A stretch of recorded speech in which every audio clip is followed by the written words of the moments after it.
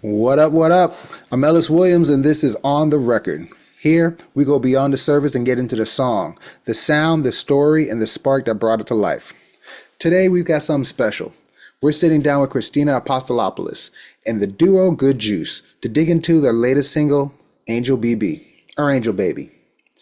Christina is known for her blend of folk, soul, and blues grit, while Good Juice, her collaboration with drummer Steph Sloan, bring the same spirit into a rock setting full of energy and freedom. Together, they're shaping a sound that's equal parts heart, groove, and pure musical chemistry. So, with that said, let's press play on a conversation. Okay, so Christina, thank you so much for coming on the record and speaking on your record, Angel BB or Angel Baby.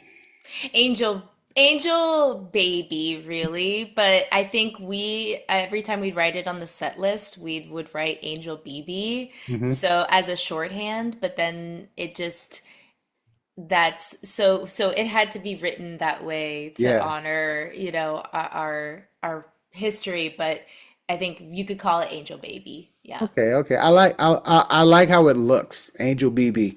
Yeah. And then once you hear the song, you're like, oh yeah, I dig it. It's kind of cool. Like you might start going around just calling people, hey, what's up, BB, instead of baby. I mean, you might just start something. Who knows? But let's I go do ahead that. and start with a real icebreaker. Don't Okay. worry, I'm not gonna have you dance during this interview. That looked really difficult, and I commend you for your effort. Yeah, yeah. If you know, you know. I highly Yeah. recommend you check out that interview. Definitely check that out. I kind of want to play Just Dance just watching it. Yeah. Oh my God, that was fun. Oh, so all right. So here's the icebreaker. All right. Okay. So what do you think about the expression guilty pleasure? Do you care what other people think about your taste in music? No, in my taste in music, definitely not. Yeah. Yeah, you like No. what you like, right? I like what I like, and I Yeah. like a lot of things. That's what's up. Would you say there's a particular song that you would think, oh, people would give me flack if they found out I like this? Oh my gosh. I mean, it depends. You know what's really funny? It depends on who I'm talking to because Mm. I have friends that are really like rock friends. Yeah. That if I said I was, listening to a lot of Joni Mitchell or Simon and Garfunkel, they'd be like, whatever. And then I have friends that are complete opposite, Hmm. where if I said I'm listening to a lot of System of a Down and stuff like that, they'd be maybe not judgmental, but just kind of like that's not their thing.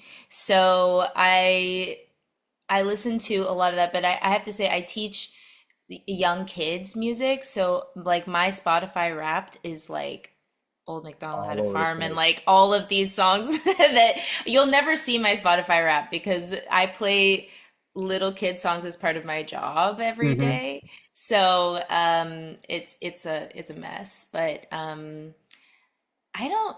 I can't think of anything offhand.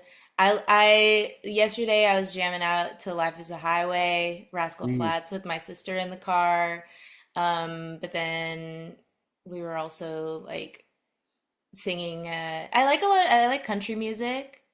I Okay. like classical music. I don't know. This is a convoluted answer, but Yeah. there's many things. And again, I'm not embarrassed of any Right. of it. That's what's up. Yeah. You like what you like. I dig that. I Yeah. dig that. I can't say I have any guilty pleasures myself. I'm kind of just like, I've always liked things that nobody would expect me to like.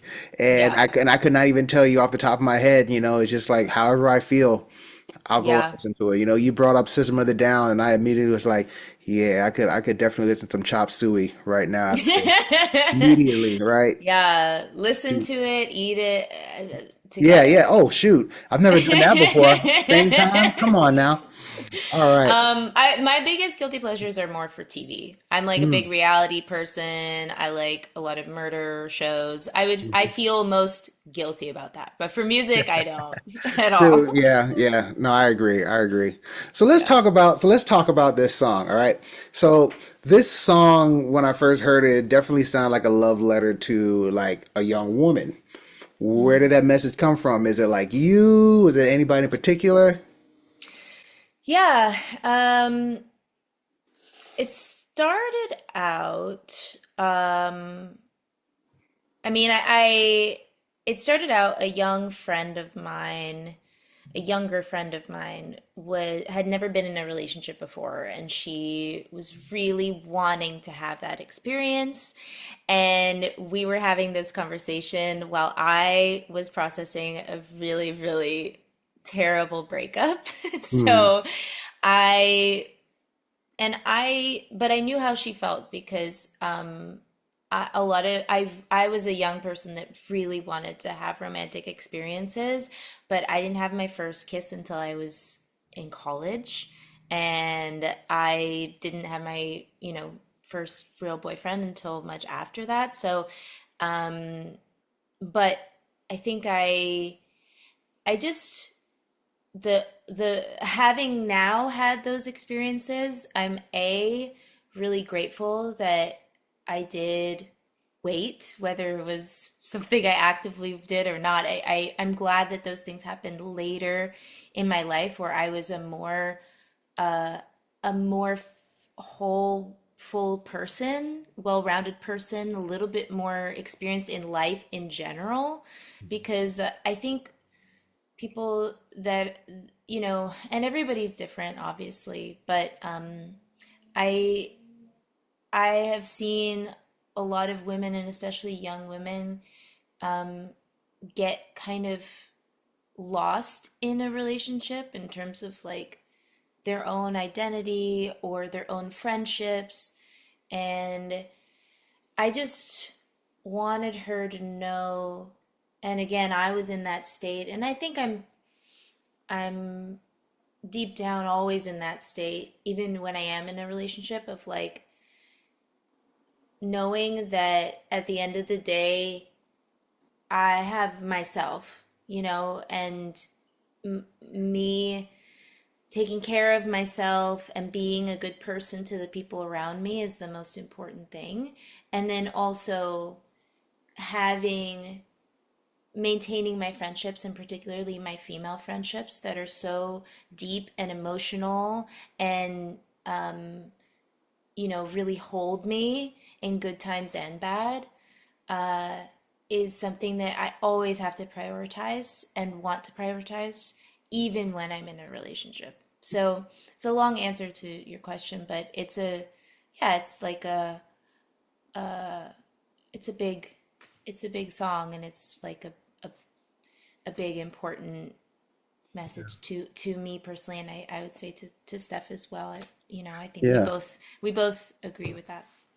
I completely agree with it. It's when you get into your first relationship, you lose a piece of yourself, like a piece of yourself that's young, and Yeah, that's still innocent. And when you get into that, it's like a crash course of just all these things. So I could definitely see, you looking back and being appreciative that you waited. Like, oh yeah, wow, I got to experience more, more love outside of that type of love. I could totally. still experience more things of just, being a kid, being a teenager, being a young adult. Because like you think, oh, I'm 20 now, I have to get into this, but no, you do what you need to do, and when it happens, it happens. Yeah. And that kind of brings to the line that you wrote that I really like. I don't want you to need anybody to love you. Like, Mm, that right there, it just says everything that you just explained, and again, kudos. That was a great line, great song altogether. And I really think, I really hope that song goes further, you know thank you. yeah. It's one of our favorites to play live. I will also say I genuinely like, I don't remember really who wrote what. The Good Juice is totally a 50-50 thing between Mhm. Steph and I. We wrote that song in a room together at the same time. I actually remember, and we did this sometimes where we, just to switch things up, we would switch instruments. And Steph also happens to be a really great guitar player. I don't play drums really at all, but I can do a basic beat thing, but just to kind of switch the mindset. But I also remember what was special about that song is like the reason why, and we can get into this later, but we wanted to write and make fun up tempo songs. But on that particular day, even though it was always like we want to make up tempo, up tempo, up tempo, I just I know that I was feeling really some kind of way about the conversation I had with this young friend and the end of my relationship and just like wanting to say these things that I was talking about earlier. And so it was a very pure moment of like, you know, maybe it doesn't matter that this is fast. Like we'll follow this song wherever it goes. And so we just started writing that way, and then we created this kind of arc of it getting fast and then coming down again. So it was like a unique writing experience, and also like a very, very like personal, heart, deeply felt like message and song that we made. No, I love it. It plays almost like the way you guys write it or wrote it. It plays a lot like those classical pieces, where you start Mm. slow, it builds, it goes into a double time, it picks up, and then it comes back down again. It sets you off right. It reiterates the theme. I loved all of that. I yeah, It's yeah. like Sister Christian kind of vibes, that song. Ooh, yeah. You know that one? That it's, it has that build and coming down and Yeah. yeah. Okay. All right. So I guess we can agree this song celebrates independence and joy. Yeah. So I guess with all that said, what kind of emotion you think it would bring to a scene? Mm. Oh my gosh. I mean, we never got to do this. We didn't get to make a video for this song, but I did have a very specific idea in mind of like a young girl at a dance, Mhm. and maybe she's not getting chosen, or she's not feeling chosen in Mm. that environment. And then like she sees her best friend and they start dancing and having fun, and then some other girls join. And to be honest with you, I had that experience at a lot of dances, literally, where it was mostly just me and my friends getting down and having a Hmm. really fun time, Yeah. and that's another like I think it's another special thing that women do is like they just like go out and dance with each other, Yeah. And Look. so any environment where it's like the ladies are having a good time, the ladies and ladies are having a good time hanging out and getting down like with each other, and finding the joy and the like strength in that Yeah. bond Yeah. would be fun. So that's how Look. I always pictured it. Yeah. That's awesome. I could definitely see it like in one of those heartfelt commercials, where you're somewhere, everybody doing their thing, and then you see the one outcast that they would call them, just kind of do the thing, but then you have another person that just comes up and just say, "Hey, I'm your friend. Let's go do this thing," and I Yeah. love that. I love and hate that in society we see that it's acceptable for women to dance together, but then it's weird when guys do it. You know, like Yeah. when I was in high school, I was in marching band. So like Oh we yeah. would You go, right? We would go learn these dance routines for band and then go to like the yeah. club or go to a party if they're having one at school. And then we would see each other from across the room and we hear the song that we had to learn and we would just start doing a dance routine. And like I don't care who else is there. Yes. We just gonna look weird. Like I mean Kid and Play could do it. Why can't I love that. I mean, I'm not in high school anymore, but I hope that that's happening more now than it Yeah, did when I was younger. definitely. Because yeah, I totally think that I would love that so much, Yeah, yeah. But I am grateful that I guess societally acceptable, yeah, from an Hmm. outside to for girls to just For like sure. have a good time together. So I think for the song, like pitch wise, just like anything where women are supporting each other and like looking out for each other in some way, and young girls, you know, True. maybe especially. True, Yeah. true. Okay, I have a couple more questions. I have this one I wanted to ask you.